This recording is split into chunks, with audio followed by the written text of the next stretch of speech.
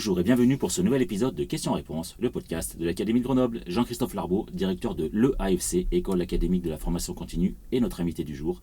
Ensemble, nous aborderons la formation hors temps de face-à-face pédagogique. Monsieur Larbaud, bonjour. Bonjour. Merci de partager ce petit moment à notre compagnie.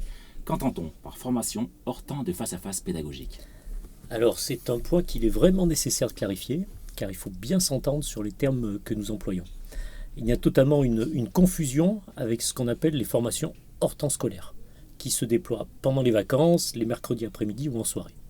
Et nous nous sommes engagés dans l'académie en travaillant avec les partenaires sociaux et dans les instances présidées par Madame la rectrice à ne pas mobiliser plus ces temps de formation hors temps scolaire, qu'ils ne l'étaient jusqu'à présent.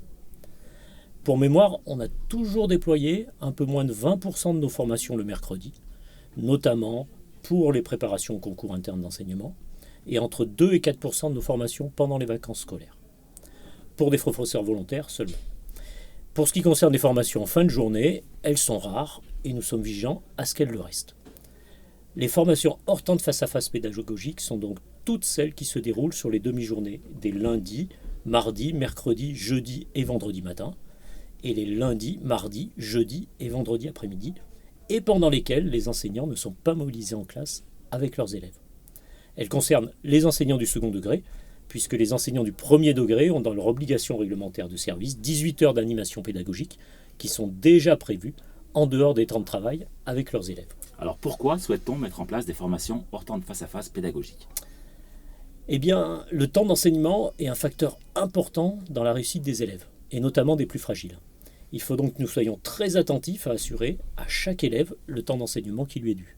Organiser les formations sans obérer le temps d'enseignement des élèves contribue à cet objectif.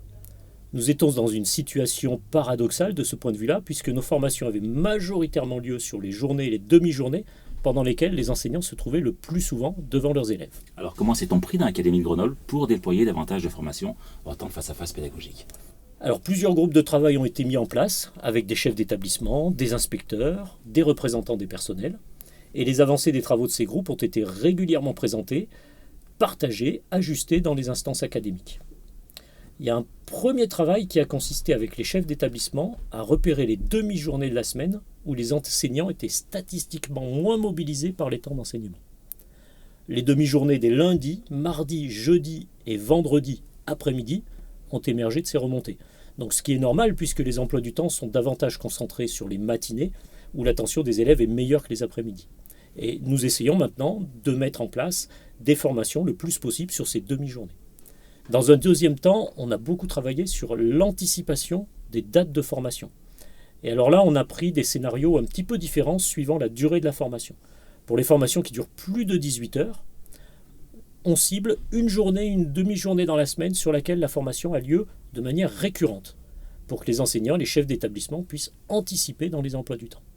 Pour les formations de 18 heures ou moins de 18 heures, on reproduit ces formations plusieurs fois dans l'année ou dans la semaine, pour que les enseignants puissent s'inscrire sur les moments où ils ne sont pas en face-à-face pédagogique, où nous publions les dates d'élaboration du programme académique de formation.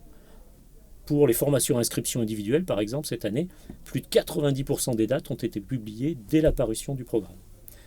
Et lorsque ce n'est pas possible de publier ces dates, eh bien on avertit les participants à la formation au moins 8 semaines à l'avance. Et enfin, pour les formations d'initiative territoriale, là, l'organisation est laissée à la discrétion des établissements ou des réseaux pédagogiques d'établissements parce que il est plus facile pour eux d'anticiper dans leur contexte local d'exercice la façon dont pourront se dérouler les formations hors temps de face-à-face pédagogique. Allez, Monsieur Larbaud, on arrive à la fin de ce podcast. S'il fallait résumer en quelques mots ce que sont les formations hors temps de face-à-face pédagogique. Eh bien, on pourrait retenir 4 points. Les formations hors temps de face-à-face pédagogique concernent les enseignants du second degré. Elles visent à optimiser les temps de formation pour qu'ils s'y déroulent au maximum en dehors des heures d'enseignement des professeurs.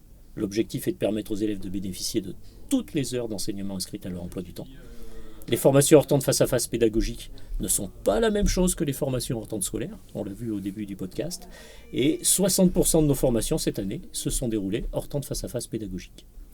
Merci, Monsieur Jean-Christophe Larbaud, d'avoir pris le temps de répondre à nos questions. La formation hors temps de face-à-face pédagogique n'est désormais plus aucun secret pour nous. On vous donne rendez-vous très bientôt pour un prochain épisode de Questions-Réponses, le podcast de l'Académie de Grenoble.